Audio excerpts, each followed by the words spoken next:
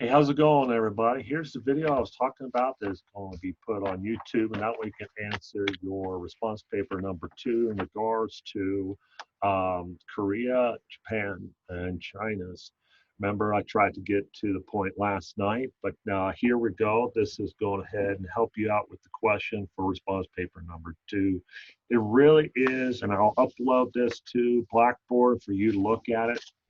This article that I attempted to read last night or go over. And really, I must have been in a state of exhaustion last night, but here we go. Really, article talks about connection of social movements and uprising, starting with much of what was going on at the universities in Tokyo, and then into how that information got disseminated in Korea differently than perhaps than in China. And really, it comes down to both the way communication networks were set up in Korea, mostly religious organizations, and much of that involved women, surprisingly, but how that also got to the Treaty Port of Shanghai. There were newspapers and how that information got disseminated and how it impacted the May 4th movement. So we're talking about how something gets disseminated like a Declaration of Independence at a university or YMCA in Tokyo with Korean students, and then that information gets back to Korea by March 1st, an uprising and protest there, March 1st, 1919. And then how the information, then Koreans moving around, getting over to Shanghai, the start of an independence group or party, however you like it, to Shanghai Koreans. Uh, Really, you can kind of see overseas Koreans per se, but how those connected to university in Beijing got word of the Declaration of Independence from Korea, and how those at the university in Beijing uh, by May 4th, 1919, was influenced by that. And the argument is how that influenced the start of communism. And one other fella that I'm sure you know who I'm talking about, uh, as we, as far as beginning of the communist era, uh, and Mao. Okay, so I'll go ahead and get this uploaded. Again, the question though is within the article, the cultural, political, economic, mostly cultural and social. All right. Now the question is what is the aspect of authority or political authority? Um, what state of political authority was the Nationalist Party and Sun Yat-sen at the time? Okay. How did the revolution start? How did much of this start?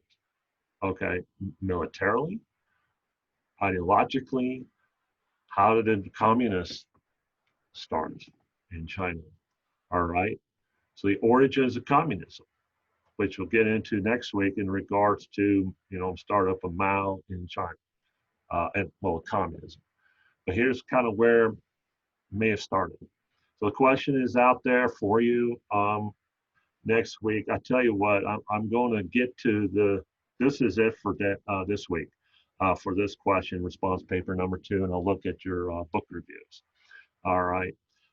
Again, I cannot be more than, I don't know what was going on last night. I tell you, I had students from the other classes emailing me, say, are we going to have class on campus and stuff? And I spent more time uh, responding to those yesterday, and actually the roads were slick. um, yeah, so really, no, really, I can't have anything else to say as far as any excuse on that.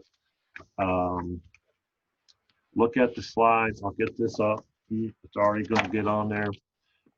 So you all have a good, of course, respond to this particular video using discussion format, discussion forum on Blackboard. So that way I can see you're responding to it. This one will be only a few minutes. Um, Consider where Sun Yat-sen was at the time. get back to the textbook. I think a lot of that, I've gotten back to Diane Larry's textbook in regards to this part of the early Republican period. And we're going to fast track into Mao within the next couple of weeks. So the question is there within the syllabus for next week, response paper number 2. You don't have to make it too long. Surprisingly, a couple of you already got the question that was posed to me last night. You can answer that. So that's it. That's all. This is just going to be one video. All right, just one video. So that way you can focus on the response. March 1st, May 4th, 1919, in Korea, China, and Japan, toward international history of East Asian independence movements.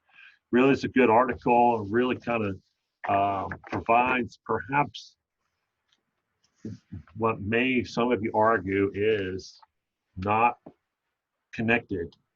If you look too strongly within aspects of, I guess, actors, political actors, key stakeholders in history, which I guess I can put out there that Aiden asked me pretty hard last night on that. Very good question. Put me in mind as far as how I was going to present this video. So, yeah, so article coming up. I'll send it out to you. Look at it and response, at least within the context of the short class last night on discussion forum, but segue that into your response number 2 next week. I'm shaking the table. All right, y'all have a good day.